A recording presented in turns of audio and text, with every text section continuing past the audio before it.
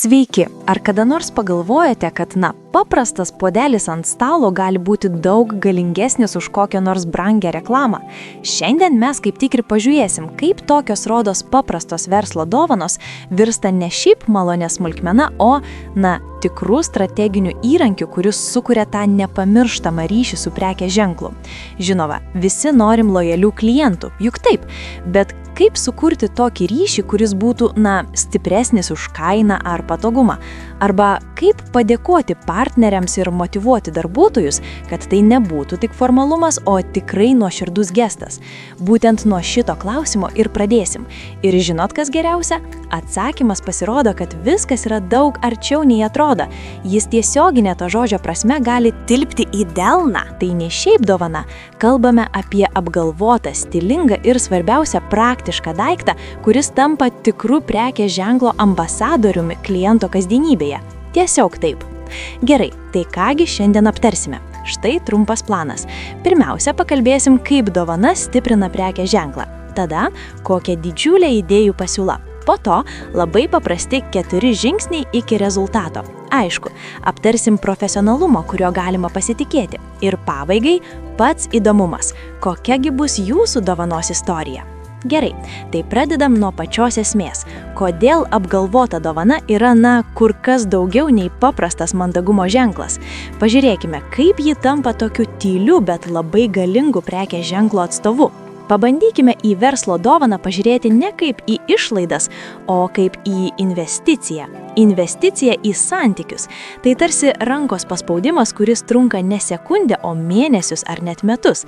Realiai tai tampa apčiuopiama komunikacijos strategijos dalimi, kuri palieka ilgalaikį ir teigiamą pėdsaką. Gerai, dabar kai jau suprantame, kodėl tai veikia, pats laikas pažiūrėti, kas konkrečiai gali tapti tos istorijos pasakotoju. Ir patikėkit, galimybių čia yra daug, o pati geriausia idėja kartais slypi pačiuose netikėčiausiuose daiktuose. Ir pasirinkimas čia, tikrai įspūdingas. Tik pagalvokite, kas geriausiai atspindėtų jūsų prekės ženklą.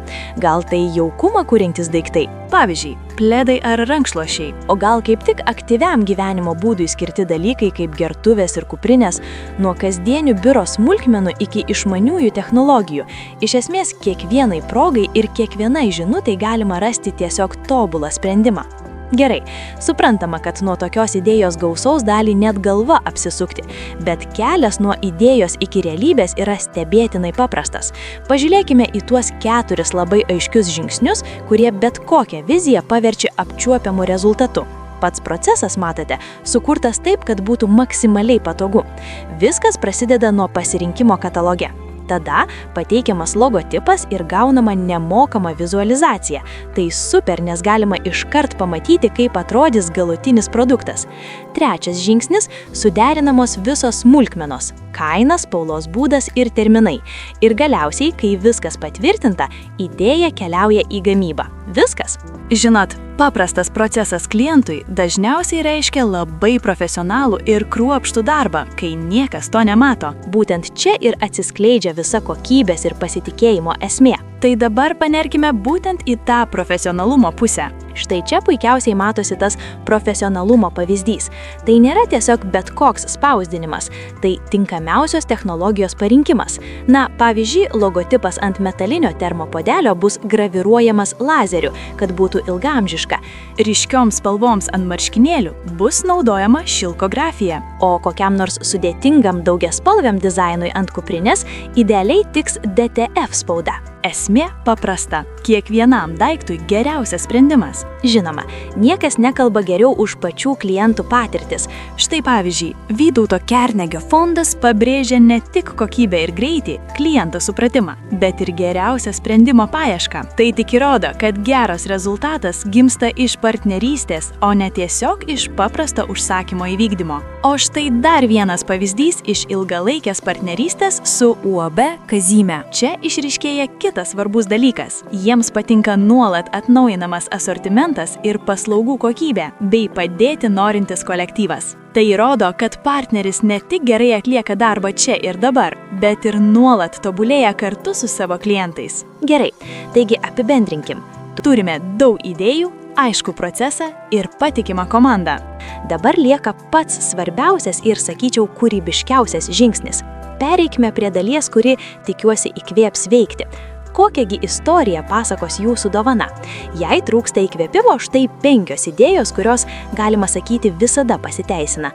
Termopuodeliai ir pietų dėžutės. Kodėl? Nes tampa kasdieniniais palydovais. Pledai ir rankšluosčiai, jie asocijuojasi su komfortu, jaukumu, o personalizuoti dovanų rinkiniai, jie leidžia sukurti visiškai unikalią asmenybę.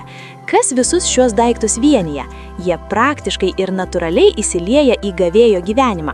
Bet žinot, šiais laikais dovana gali papasakoti istoriją ne tik apie prekės ženklą, bet ir apie vertybės. Tvarumas dabar tikrai nebėra tik mados klyksmas, tai yra pareiškimas. Pasirinkus dovanas iš perdirbtų medžiagų, organinės medvilnės, siunčiama aiški žinutė apie atsakingą požiūrį ir tai tikrai rezonuoja su šiuolaikiniu klientu. Ir dar vienas labai svarbus praktinis klausimas – o kaip dėl laiko? Svarbu žinoti, kad standartinis gamybos terminas yra maždaug nuo 5 iki 10 darbo dienų po visų suderinimų, o tai reiškia, kad idėjas galima įgyvendinti tikrai greitai ir efektyviai, planuoti projektus nelaukiant savaičių ar mėnesių. Taigi, grįžtame prie pačio svarbiausio klausimo – ką dovana papasakos apie jūsų įmonę, kai nieko nebus šalia? Reikia nepamiršti, tai juk ne tik daiktas, tai yra istorijos tęsinys, atsidūręs kito žmogaus rankose. Tad tegul ta istorija būna tikrai įsimintina.